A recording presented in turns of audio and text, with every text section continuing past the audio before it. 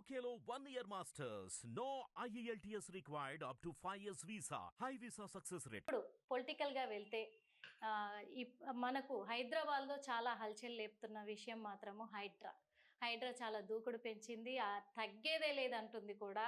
అదే విధంగా ఈ హైడ్రా బృందము దూకుడు పెంచిన తర్వాత అక్రమ కట్టడాలు ఏవేవైతే ఉన్నాయో రాజకీయ భేదాలు లేకుండా, రియల్ ఎస్టేట్ భేదాలు లేకుండా, వాళ్ళు పెద్దవాళ్ళు కానీ చిన్నవాళ్ళు కానీ ఎలాంటి వాళ్ళైనా సరే అక్రమ కట్టడాలను మేము ఈ హైడ్రా అనేది ఒక డ్రామా నా ఉద్దేశంలో. ఎందుకంటే ఈ కట్టడాలు అనేటి పర్మిషన్ ఇచ్చినప్పుడు కట్టేటప్పుడు ప్రభుత్వం ఉంది, ఏ ప్రభుత్వం అనేది నాకు కాదా, ప్రభుత్వం ఉంది. అప్పుడు అందులో అయిపోయినరా ప్రభుత్వం. ఇప్పుడు ఎవరైతే హైడ్రా డ్రామా ఆడుతున్నారో వాళ్ళ భూములు కూడా ఉన్నాయి. కాంగ్రెస్ ఎమ్మెల్యేలు ఎంపీలు అయ్యి మినిస్టర్లు అయ్యి ఇల్లులు ఉన్నాయి.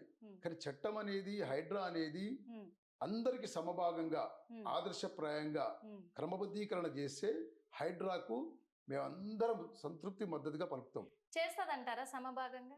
ఇది వేచి చూడాలమ్మా, ఇప్పుడే ప్రారంభం కదా. ఎందుకంటే హైడ్రా అనేది ఒక హైప్ గా కనబడుతుంది ఇది. ఎందుకంటే చాలా కట్టడాలు ఉన్నాయి మన హైదరాబాద్ చుట్టుపక్కల.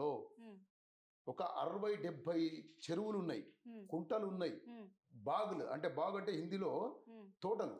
ఇప్పుడు బషీర్ బాగ్, కుందన్ బాగ్ ఇలాంటివన్నీ బాగులు. నల్లకుంట, పోల్కమ్మ కుంట, ఈ కుంటలన్నిటి కుంటలు హైదరాబాద్ చుట్టూ చెరువులు ఉన్నాయి. ఇవన్నీ కనుమరుగైపోయినాయి. మనది డెల్టా ప్రాంతం.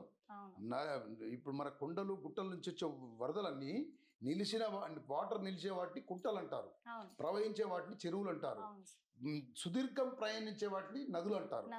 కాబట్టి ఇవన్నీ మాయమైపోయినాయి. ఇప్పుడు ఏంటంటే ఎక్కడ కుంటలు లేవు, రామంతపూర్ చెరువు లేదు, ఇక్కడ ఓల్డ్ సిటీలో చెరువులు లేవు, ఇప్పుడున్న హైటెక్ సిటీ కాడ చెరువులు లేవు. చెరువులన్నీ కమ్ముకపోయి ఫంక్షన్ హాళ్ళు మరియు 20 అంతస్తుల భవనాలు, ఉన్నతమైన ఫామ్ హౌజులు అంతా అక్రమ సంపాదనతోటి కూడబెట్టుకున్న అక్రమార్జులు, భూ ఆక్రమసారులు.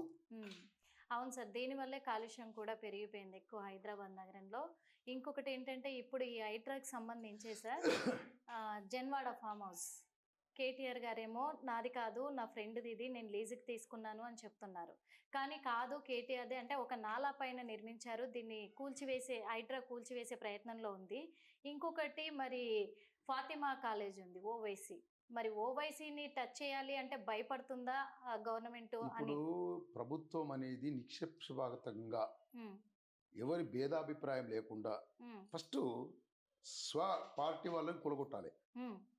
ఎందుకంటే మినిస్టర్లకు, ఎంపీలకు, ఎమ్మెల్యేలకు నాలాల మీద చెరువు కబ్జాలు, ఎఫ్టీఎల్ ల్యాండ్లు ఇవన్నీ చాలా ఉన్నాయి.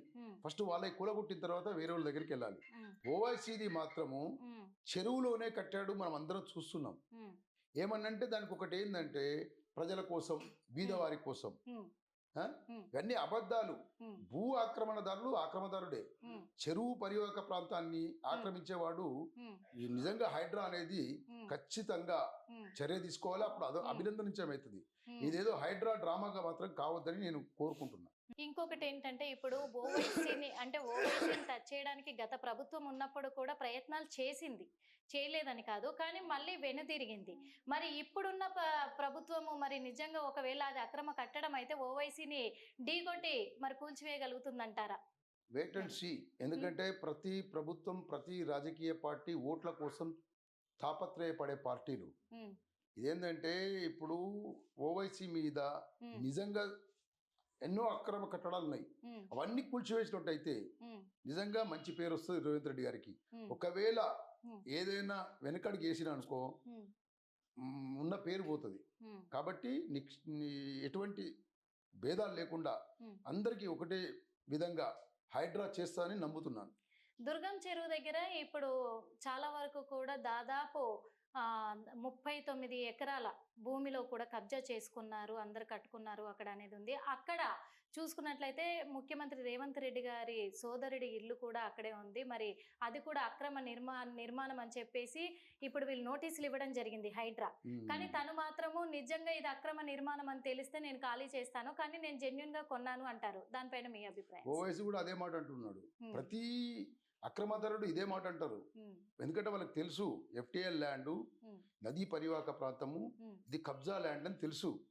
అయినా పర్లేదు, ఇప్పుడు అందరితో పాటు అనేది కూడా గోలగొడితే సంతోషిస్తాం. అయితే ఇప్పుడు ప్రజల్లో ఒక విషయం మాత్రం చాలా హాట్ టాపిక్ గా అవుతుంది సార్. ఏంటి అంటే మన ఎన్ కన్వెన్షన్ హీరో నాగార్జునది కూల్చివేశారు. ఆ తర్వాత చిన్న చిన్న వ్యాపారస్తులే కూల్చివేస్తున్నారు. రాజకీయ నాయకులే కానీ ఎవరివి కూడా కూల్చట్లేదు. అంటే ఇది ప్లాన్ ప్రకారమే జరిగిందా అని అంటున్నారు సార్, మీరేమంటారు? ఉండొచ్చు, మేబీ ప్లాన్ ప్రకారమే ఉండొచ్చు. ఎందుకంటే రేవంత్ రెడ్డి గారి కూతురు మ్యారేజ్ కూడా ఎన్ కన్వెన్షన్లో అయింది.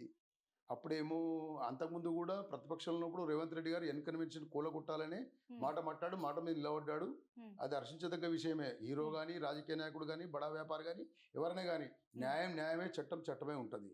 కాబట్టి హైడ్రా రంగనాథ్ గారు మంచి ఆదర్శమూర్తి, మంచి స్ట్రిక్ట్ ఆఫీసరు. నాకైతే కొంచెం నమ్మకం ఉంది.